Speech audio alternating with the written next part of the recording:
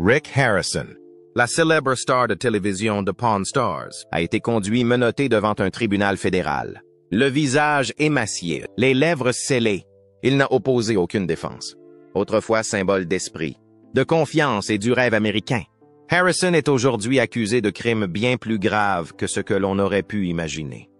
Les charges retenues contre lui sont accablantes, traite d'êtres humains, blanchiment d'argent, sequestration, abus organisés et direction d'une organisation criminelle internationale. Un nom autrefois aimé par des millions de personnes est désormais à jamais entaché, destiné à être associé non pas à la gloire, mais à une condamnation à mort. Cette révélation a secoué les médias et laissé le public perplexe. Qui se cachait réellement derrière ce personnage familier de la télévision? Comment une personnalité admirée depuis des décennies a-t-elle pu tomber si bas, si vite?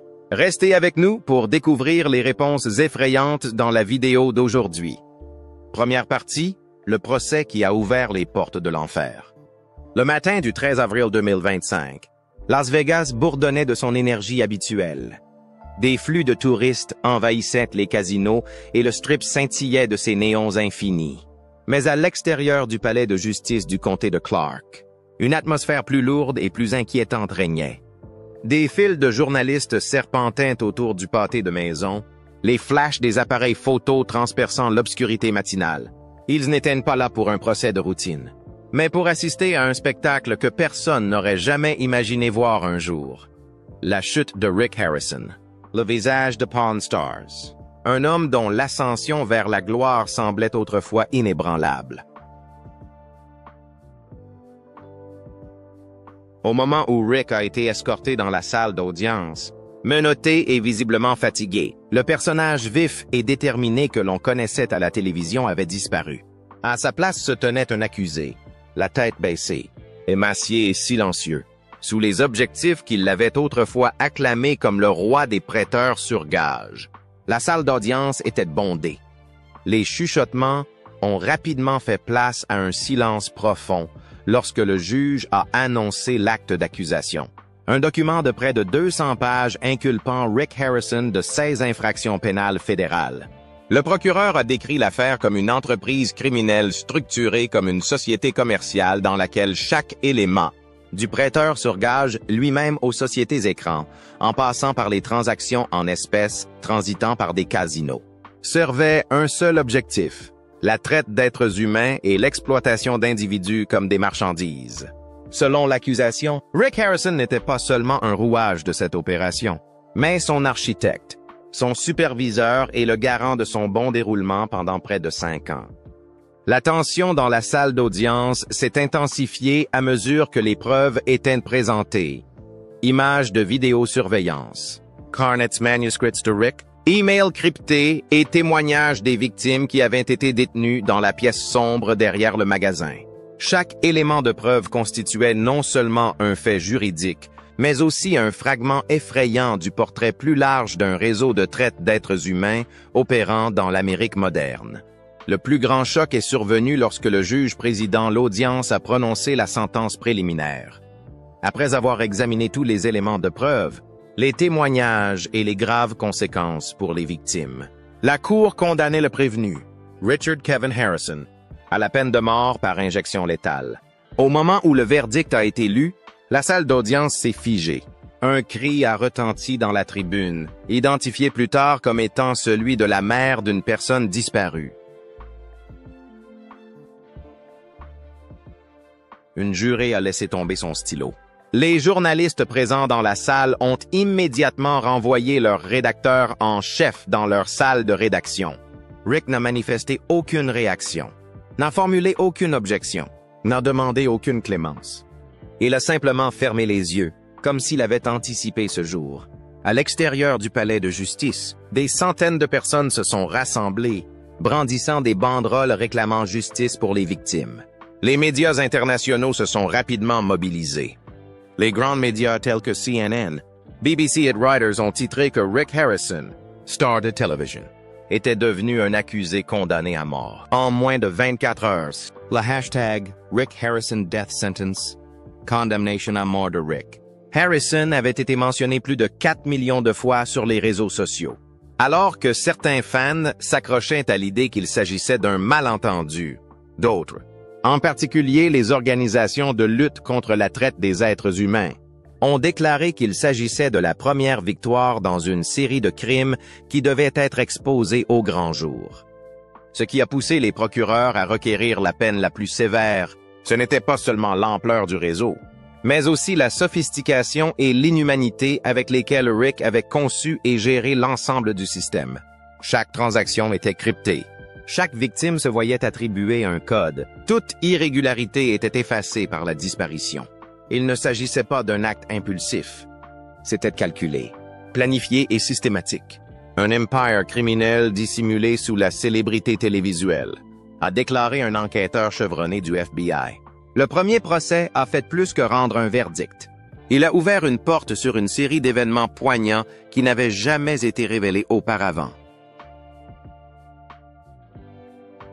Derrière cette porte se cachait non seulement Rick Harrison, mais aussi un système de pouvoir silencieux et bien établi, ainsi que les personnages de l'ombre qui ont contribué à créer un véritable enfer dans les rues de Las Vegas. 2. Réseau criminel caché derrière un entrepreneur de télévision. Rick Harrison incarnait le rêve américain moderne. Un homme qui a quitté l'école tôt et est parti de rien avec son père, ouvrant un petit magasin de porno à Las Vegas, et qui, grâce à son esprit vif et à ses talents de négociateur, est devenu une star mondiale de la télévision sur History Channel dans l'émission Porn Stars. Les négociations classiques, les évaluations expertes et les appels aux spécialistes sont devenus une marque qui a captivé des millions d'Américains pendant près de 15 ans.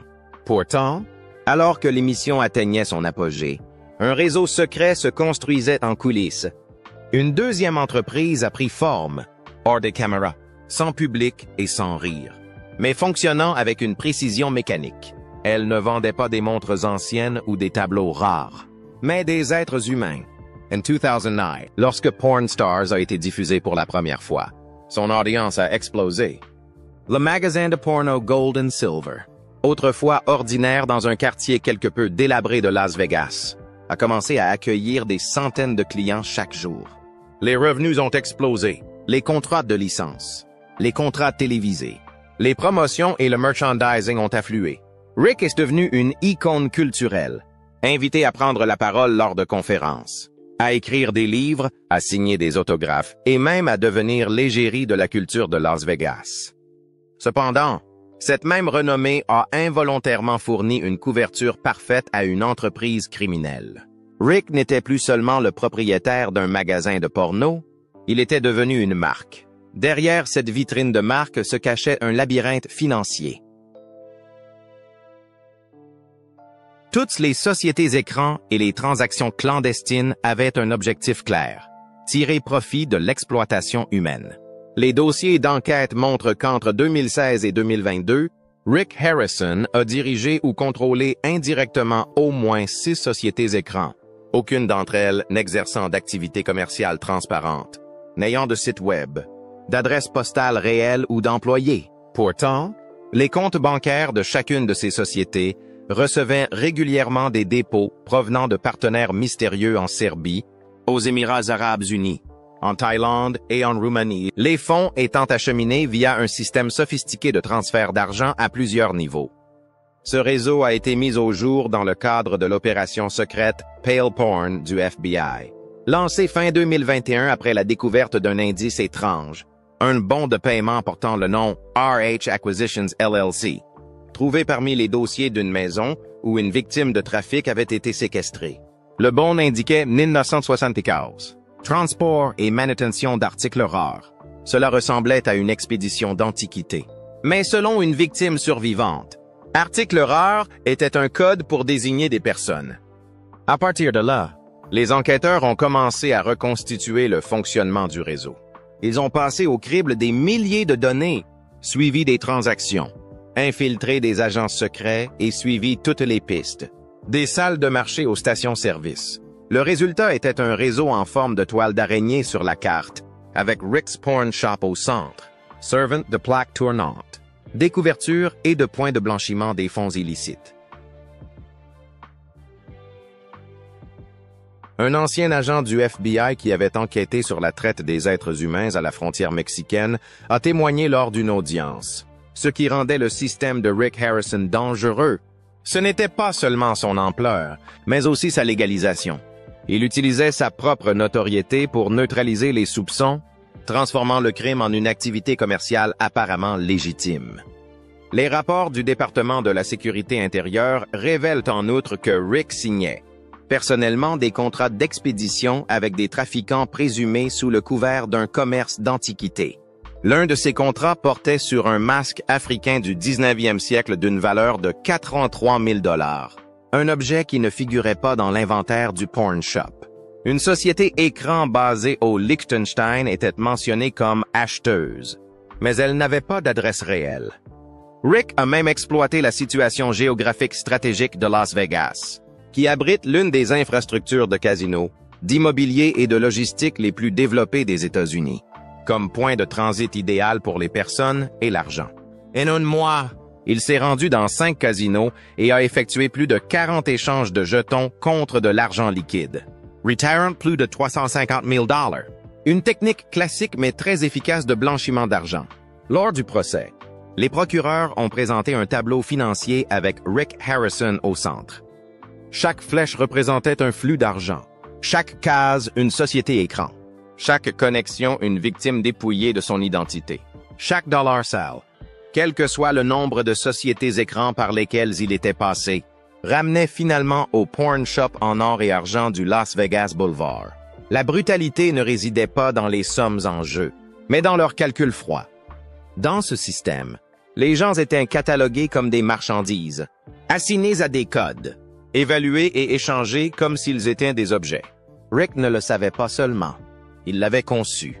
Un ancien technicien du magasin a témoigné « Il y avait des nuits où je voyais Rick arriver au magasin à 3 heures du matin avec un groupe d'inconnus.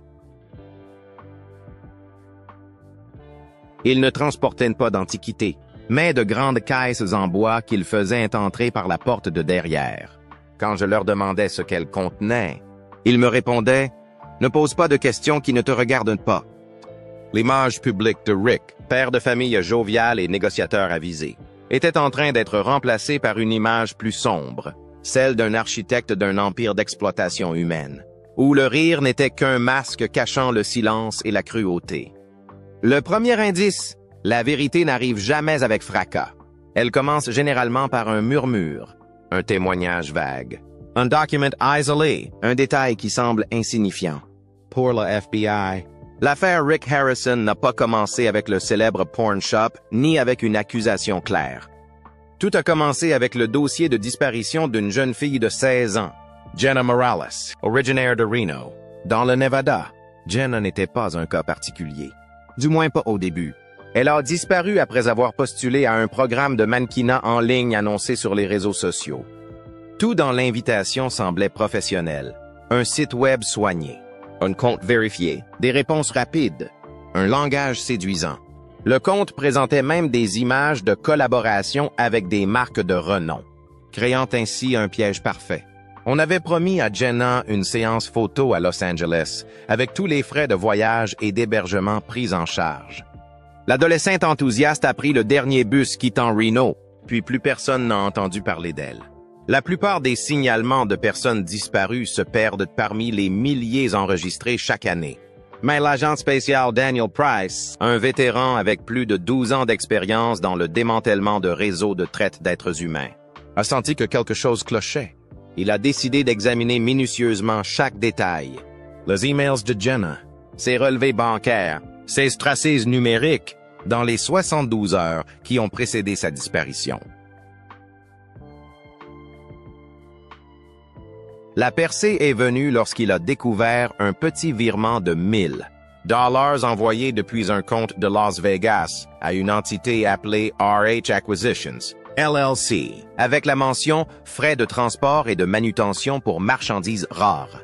La formulation était vague, mais pas illégale. Ce qui intriguait Price, c'était la raison pour laquelle une entreprise de transport d'antiquités recevait des fonds d'une adolescente passionnée de mannequinat. Il a immédiatement recherché RH Acquisition dans les archives fédérales et a été frappé par le résultat. Le propriétaire enregistré était Richard Kevin Harrison, Rick Harrison lui-même. Au début, Price a soupçonné une coïncidence, mais en moins de 24 heures, des liens corroborants sont apparus. L'adresse légale de la société correspondait à un entrepôt privé dans la banlieue de Las Vegas, détenu indirectement par Rick via une société mère. Les comptes bancaires correspondaient aux revenus déclarés par Rick dans ses déclarations fiscales depuis 2017.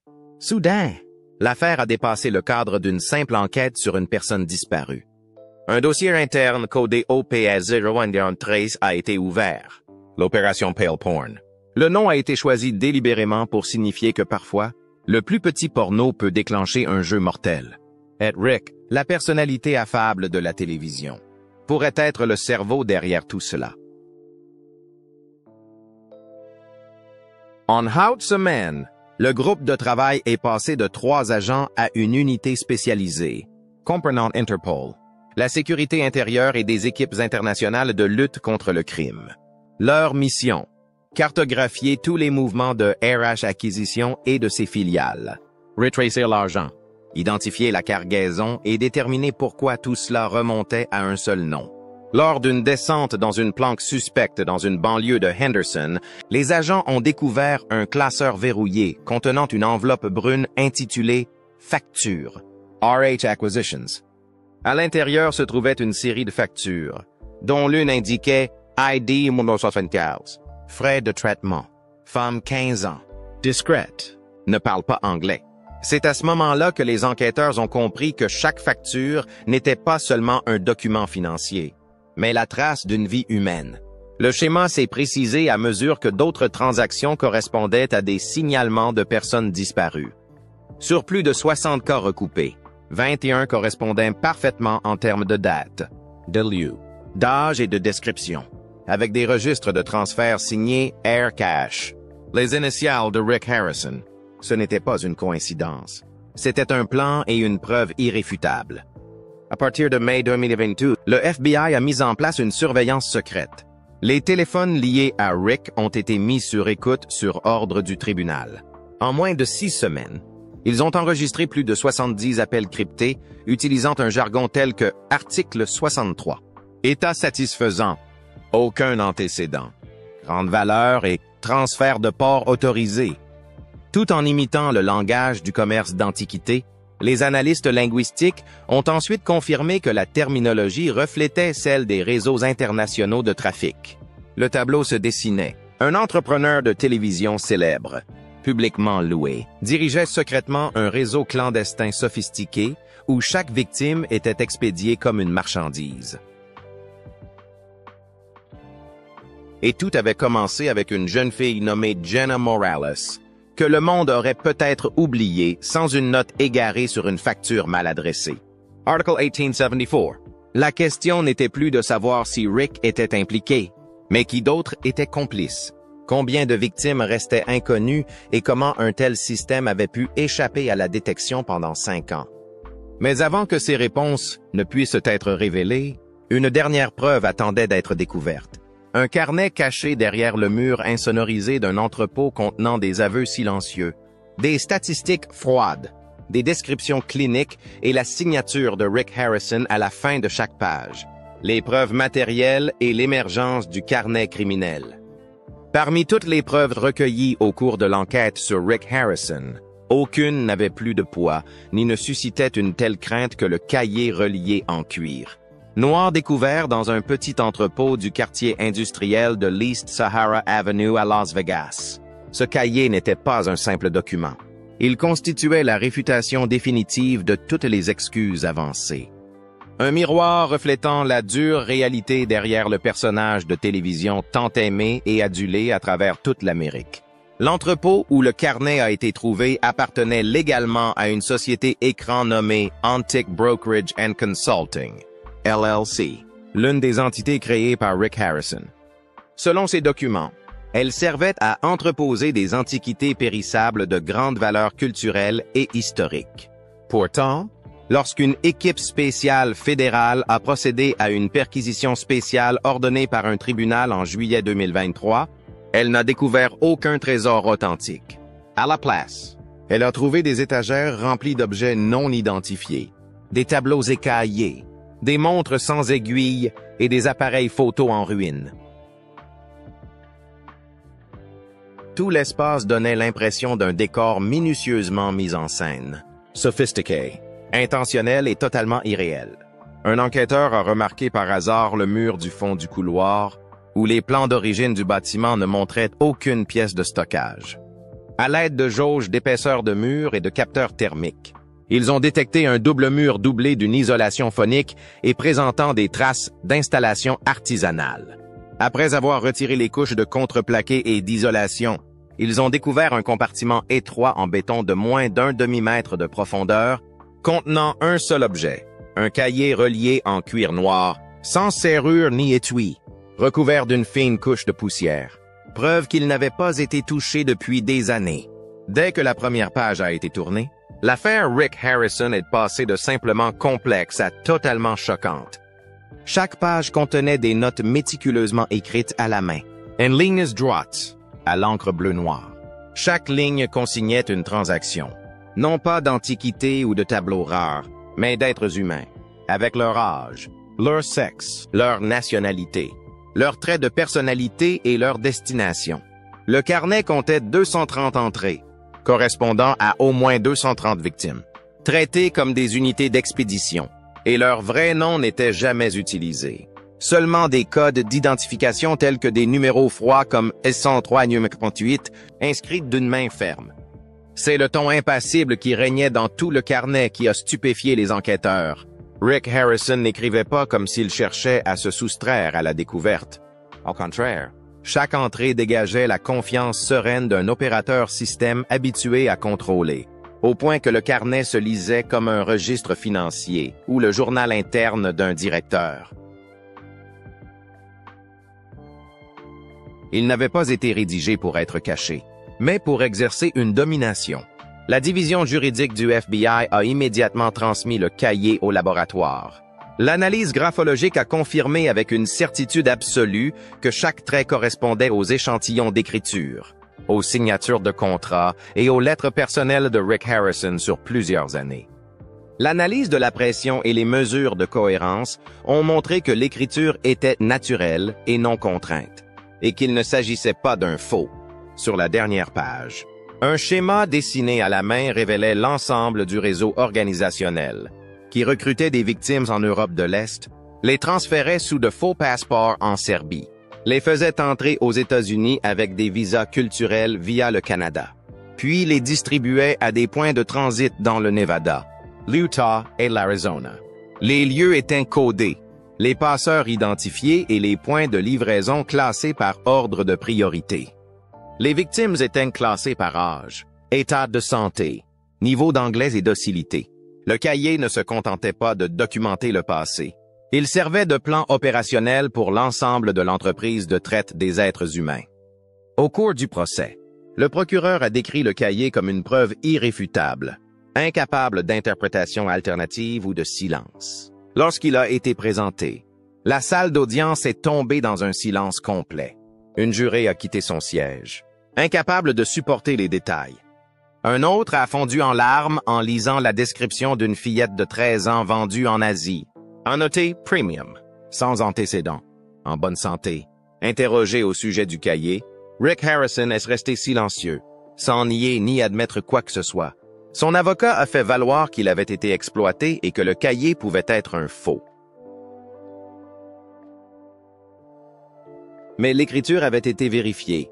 Les racines correspondaient aux données GPS et au calendrier de disparition des victimes, et les annotations correspondaient précisément à plus de 30 courriels divulgués provenant du système interne de Rare Find Logistics, une société écran que Rick possédait secrètement par l'intermédiaire de 3 entités des îles Caïmans. Ce carnet n'était pas seulement incriminant. Il s'agissait du registre de gestion d'un empire criminel, non stocké sur aucun serveur, jamais divulgué par voie électronique, mais rédigé à la main comme une déclaration de pouvoir. Comme beaucoup de dictateurs, Rick faisait confiance à ses propres archives plus qu'à toute autre chose. Et cette confiance lui a coûté la vie. À partir du moment où ce carnet a fait surface, l'affaire n'était plus une question. C'était devenu une vérité incontestable, imprimée à l'encre bleue sur des pages jaunies, écrite par l'homme autrefois connu comme le roi des prêteurs sur gage de la télé-réalité. Désormais, le nom de Rick Harrison ne figurerait plus sur les enseignes des magasins ou les couvertures des best-sellers, mais dans les dossiers criminels fédéraux aux côtés de ceux condamnés à mort pour trafic d'êtres humains et crimes contre l'humanité. 5. Les témoins les plus proches. Si le carnet relié en cuir noir constituait la preuve matérielle qui condamnait Rick Harrison, les témoignages de ses proches ont servi de preuve morale qui a rendu l'affaire irréversible.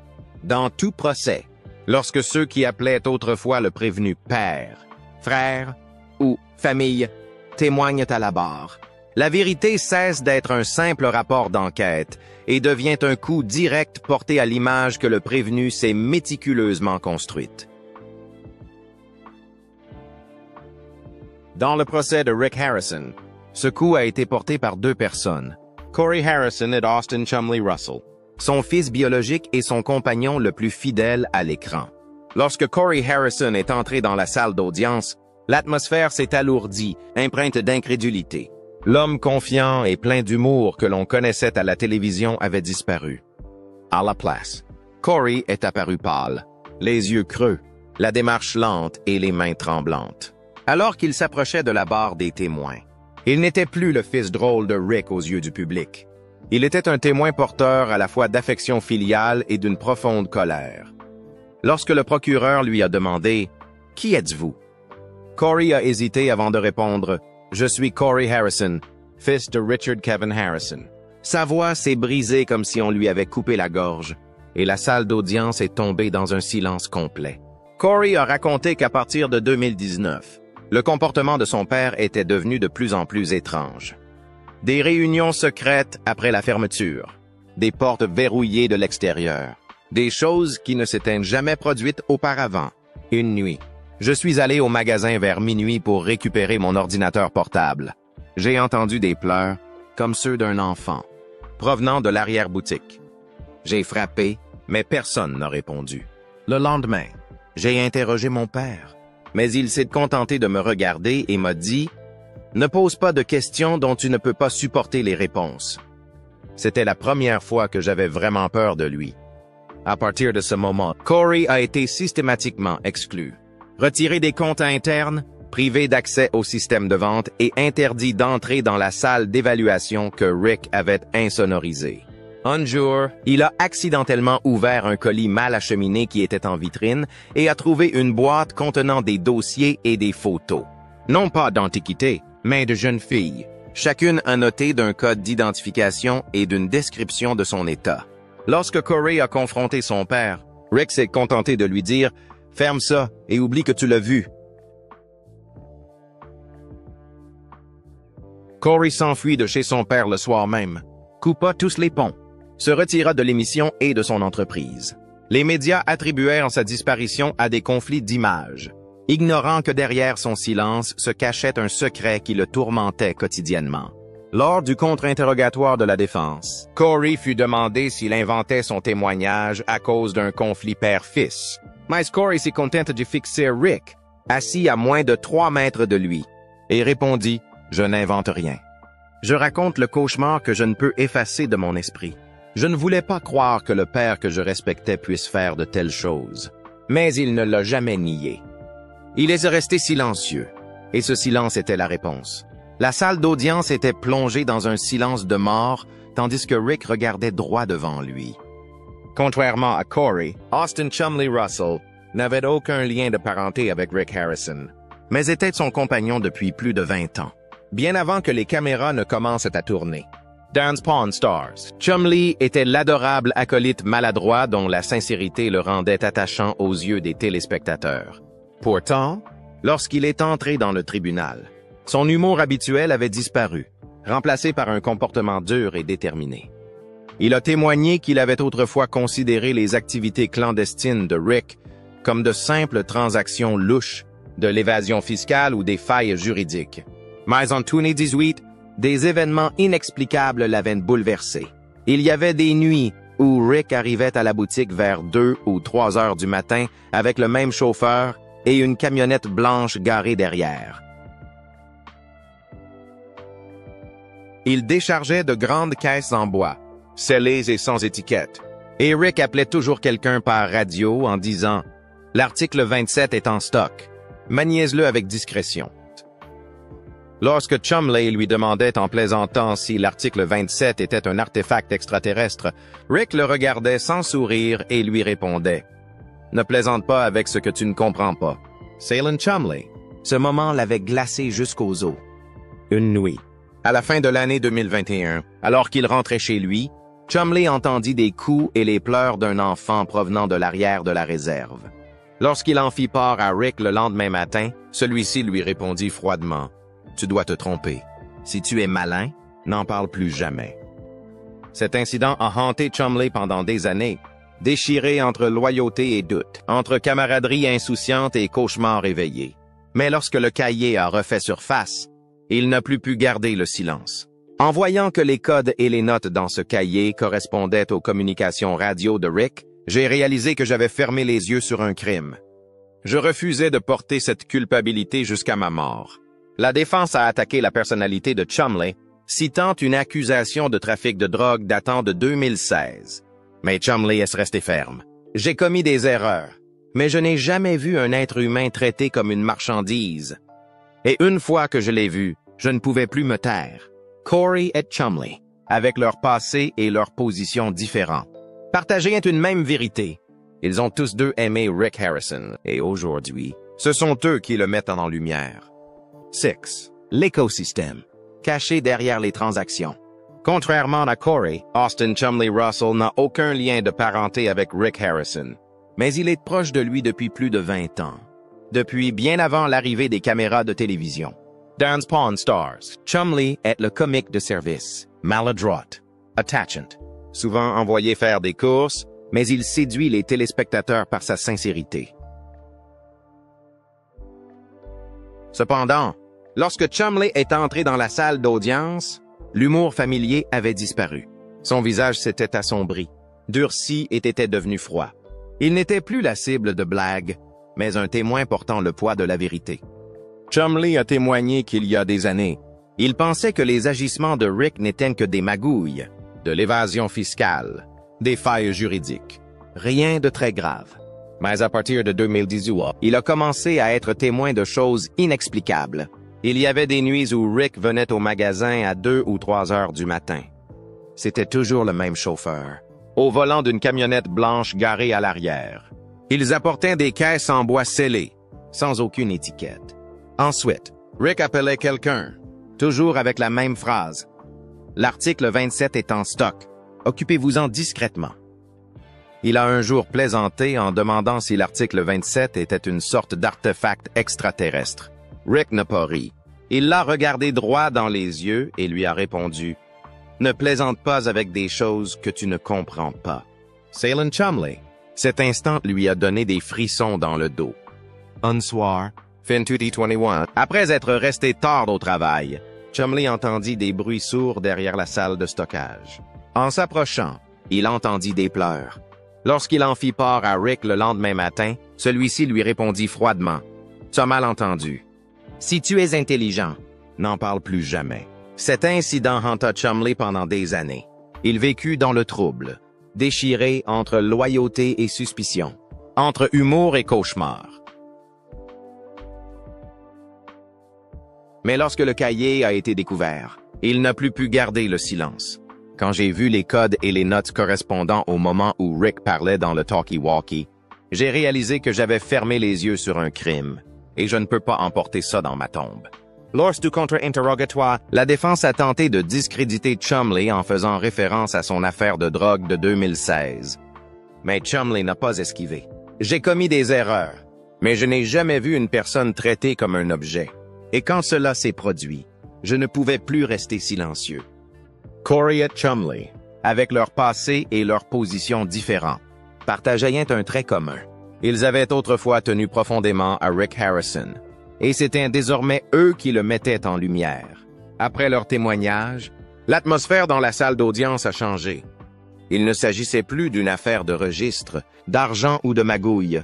C'était une tragédie, celle d'une trahison, d'une figure paternelle, d'un patron, qui avait transformé ses proches en victimes du silence, de la tromperie et de la peur.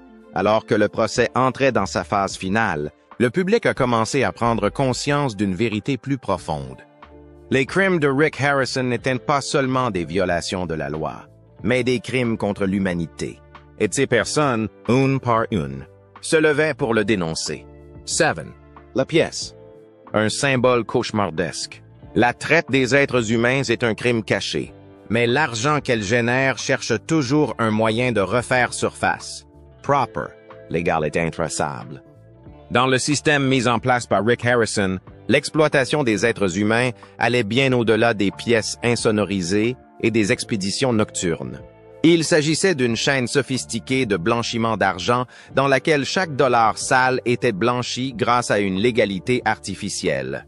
C'était un écosystème de blanchiment d'argent méticuleusement construit, à plusieurs niveaux et parfaitement camouflé sous ce que le public croyait être des activités commerciales légitimes. Les procureurs ont décrit le réseau de blanchiment d'argent de Rick comme l'une des opérations les plus systématiques et les plus techniquement sophistiquées jamais vues par un individu sans formation officielle en finance. Au cœur de ce système se trouvait une série de sociétés écrans, pour la plupart enregistrées au Nevada, au Delaware et dans les îles Vierges britanniques, 3 juridictions connues pour leur réglementation laxiste en matière d'entreprise, tant aux États-Unis qu'à l'échelle internationale. Chaque société avait un objectif spécifique. L'une recevait des fonds, une autre transportait des marchandises, une autre encore enregistrait les dépenses et une autre servait de façade pour des transactions d'artefacts. Le modèle utilisé par Rick consistait à superposer les transactions, dissimulant ainsi la trace de l'argent à travers plusieurs couches. Par exemple, un paiement de 85 000 $ a été viré du compte d'un collectionneur européen à Golden Ledger Holdings, l'une des sociétés écrans de Rick, sous le nom de paiement pour un masque tribal africain du 19e siècle. Cependant, cet article n'apparaissait dans aucun registre d'évaluation, de transaction ou d'exposition du prêteur sur gage. Après avoir reçu les fonds, la société a transféré le montant via 2 autres entités, sous la forme de frais de location d'entrepôt, de frais d'expédition et enfin de réinvestissement dans des actions d'or, en seulement 72 heures. La somme initiale avait été fragmentée en 5 transactions plus petites, acheminées via 3 systèmes bancaires différents, dont une succursale à Chypre et une banque privée à Dubaï. À ce stade, l'argent était pratiquement impossible à retracer et pouvait être retiré comme revenu légitime.